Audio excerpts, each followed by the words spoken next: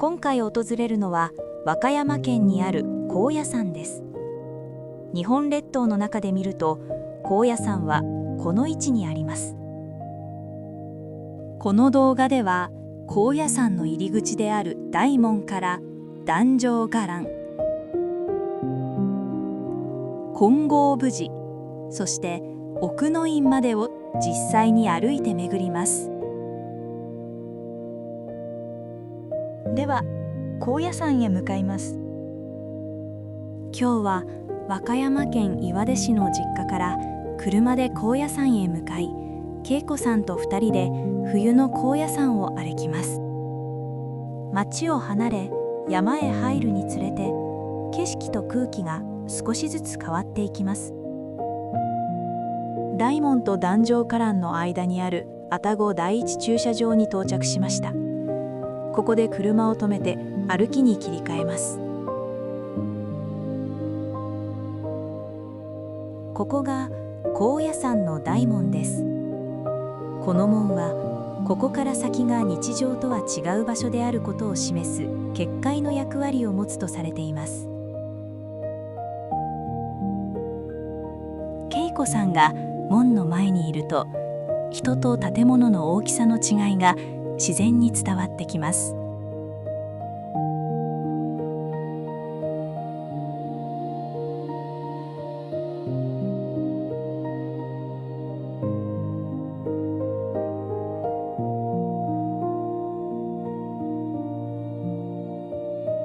この門を境に、私たちは日常の世界から信仰と祈りの世界へと静かに足を踏み入れていきます。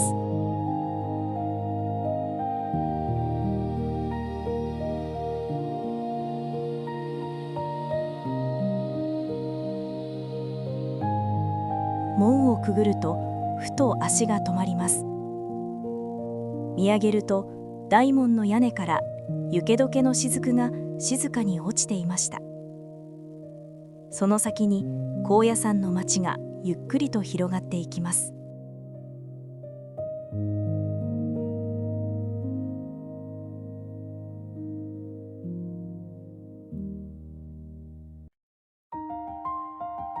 大門の近くには昔から続くお店や宿坊が並んでいて、高野山の生活がゆっくりと感じられます。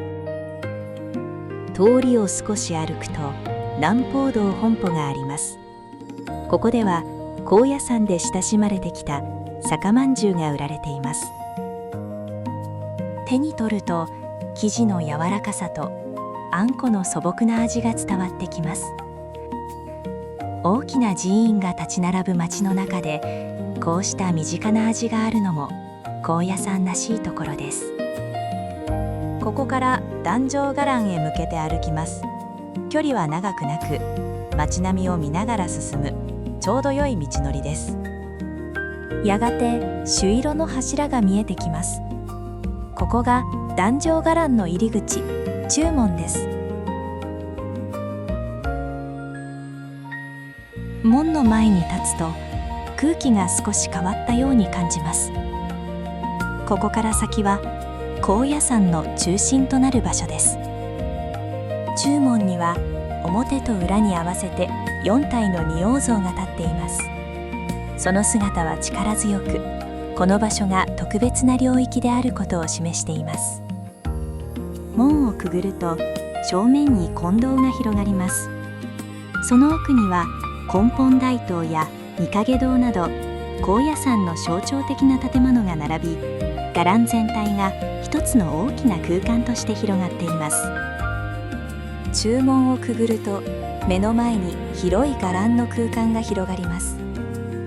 正面に見える大きなお堂が金堂です。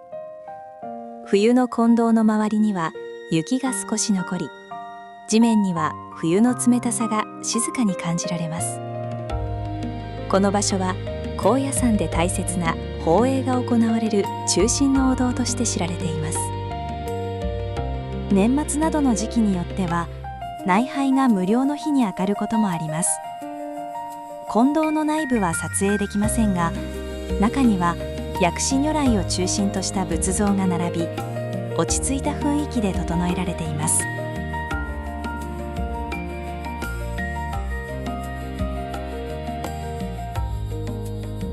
金堂を出て右の方へ視線を向けると、朱色がひときわ目を引く根本大塔があります。高野山の伽藍を象徴する建物で、近づくとその大きさと色の鮮やかさがしっかり伝わってきます。根本大塔の中も撮影はできませんが、内部は大日如来を中心に柱の周りに16菩薩が描かれた立体的な曼荼羅の世界になっています。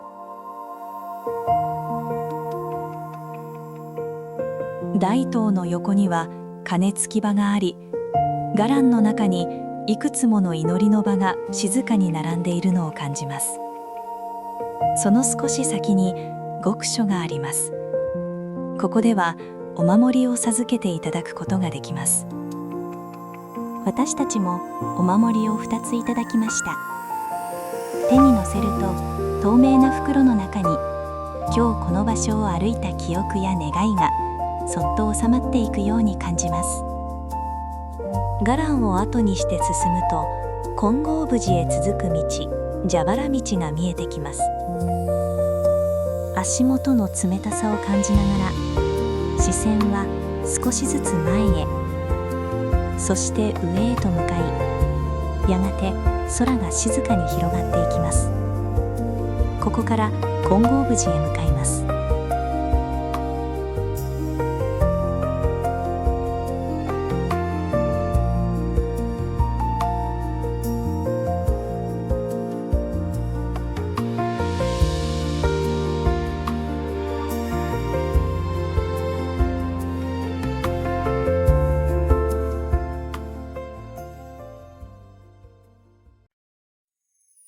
金剛峯寺入り口に到着です。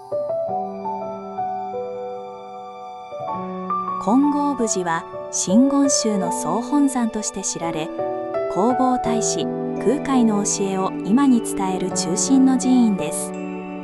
山の中にありながら堂々とした建物が並び、高野山の長い歴史を静かに感じさせます。正面に大きな山門が近づいてきます。門の前に立つと、その広がりと重みがこの場所の重要さを自然に伝えてきます。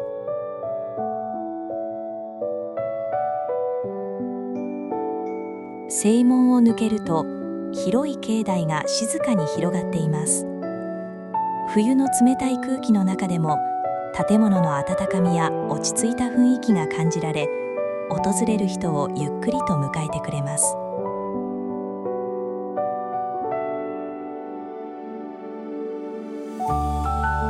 建物の外側には火事を防ぐための天水桶が置かれています。屋根から落ちた雨水をためておき、万が一の時に使うためのものです。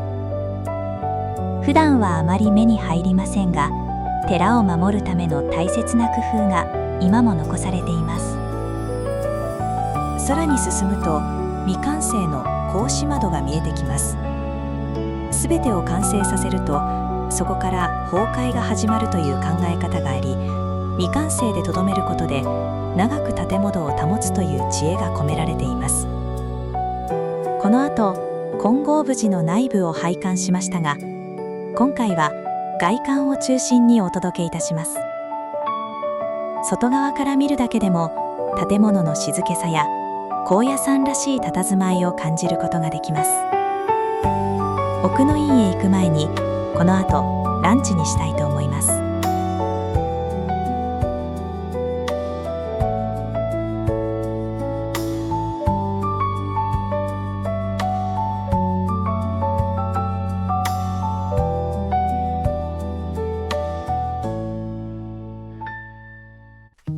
最初に向かったのはカフェしずくです。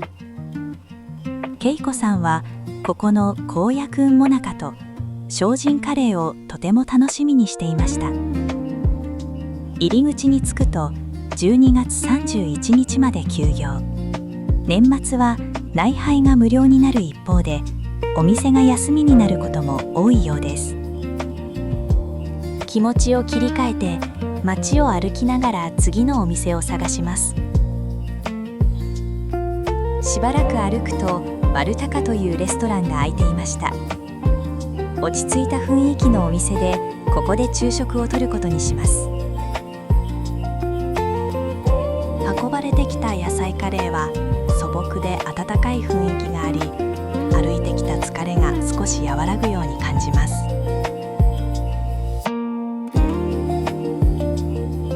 大きな豆のフライを割ると、中には粗く砕いた豆がぎっしり詰まっていて、しっかりとした食べ応えがあります。精進料理のようでもあり、外国から来たビーガンの人にもきっと喜ばれそうな一皿です。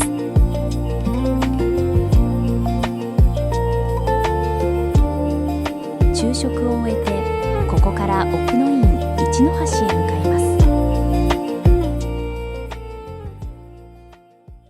一の橋に到着しました。ここが奥の院参道の入り口です。この橋を渡ると、静かな空気に包まれながら弘法大師の御廟へと続く参道が始まります。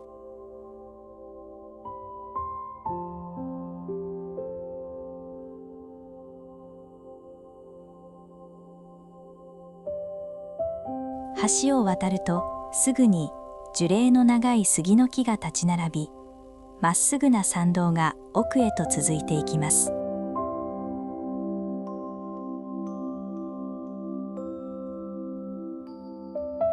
周りには歴史上の人物の供養塔があり、高野山が長い年月を通して多くの人々から信仰を集めてきたことが伝わります。戦国の時代を生きた人々の名前が続くと、時代を超えてここに祈りが届いていることが自然と感じられます。さらに道を進むと、前方に中の橋が見えてきます。橋の下には川が流れていて、かつては俗界と聖域の境目として地獄橋と呼ばれた名残もあります。ここから先はより心を落ち着けて歩く場とされています。中の橋を渡るとすぐ左手に汗かき地蔵があります。参拝者の願いを受け止め、代わりに汗を流すと伝わるお地蔵様です。そのすぐ隣に姿見の井戸があります。雪が降った後なので水面は少し濁っていますが、身をぐっと乗り出して覗くとしっかりと自分の肌の色が映って見えます。古くから姿が映れば長生きできると言われてきた場所で、少し不思議な雰囲気が漂っています。姿見の井戸を過ぎると、参道は変わらずまっすぐ続いていきます。静かな道をそのまま奥へと進んでいきます。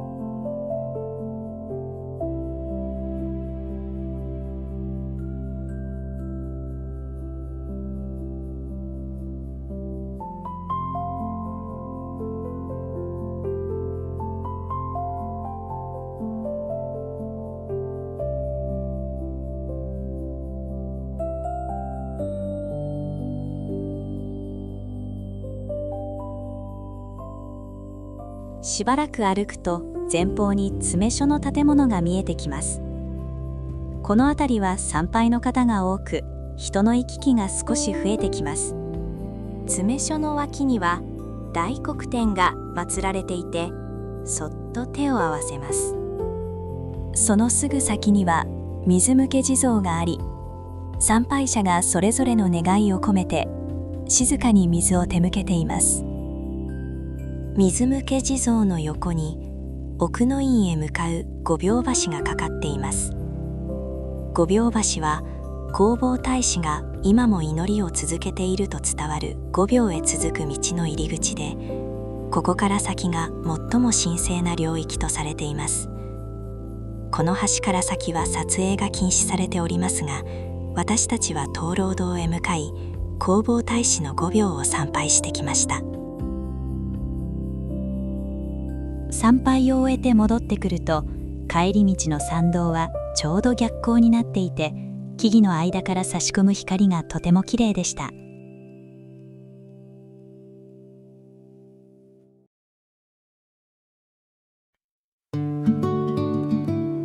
ようやく一の橋へ戻ってきました。橋のあたりもちょうど逆光になっていて、眩しい光が道全体を包み込んでいました。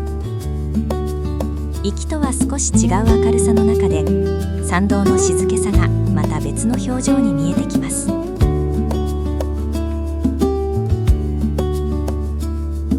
駐車場へ戻ると、見上げた空は冬らしい澄んだ青さで、一日の終わりを静かに感じさせてくれます。車に乗って高野山を後にすると、窓の外には大門